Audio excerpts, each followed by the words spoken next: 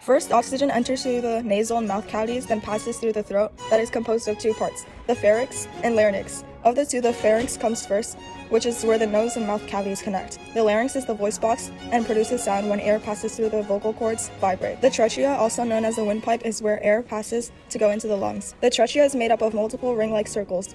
The air passes through the trachea to go into the bronchi. The bronchi splits the windpipe into two parts that go into each lung. The bronchi splitting into even smaller tubes are called the bronchioles. Oxygen then travels to the ends of the bronchioles and clusters into air sacs called the alveoli. Throughout this whole process, the silica filters things such as dust, allergens, smoke, and pathogens with hair follicles. Breathing is controlled by the movement of the diaphragm. When we inhale, the diaphragm contracts and moves downwards, which causes the lungs to expand. This increases the volume and lowers the air pressure inside the lungs, allowing air to move in. While exhaling, the diaphragm relaxes and moves upwards, causing the lungs to collapse. The lungs volume decreases and air pressure increases, forcing air to move out the lungs. While you breathe in and out, your heart pumps deoxygenated red blood cells from the right ventricle to the left and right lungs through the pulmonary arteries. There, gas exchange occurs.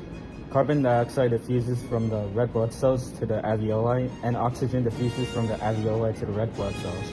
The oxygenated red blood cells are then brought to the left atrium, sent to the left ventricle, and pumped through the aorta to reach the upper and lower body capillaries. After the oxygen of the red blood cells is used for cellular respiration, it returns to the right atrium through either the superior vena cava or the inferior vena cava. The blood is then pumped into the right ventricle and pumped back out to the lungs. The cycle repeats. The respiratory and circulatory systems work together to maintain homeostasis, specifically the gases in the body, oxygen and carbon dioxide.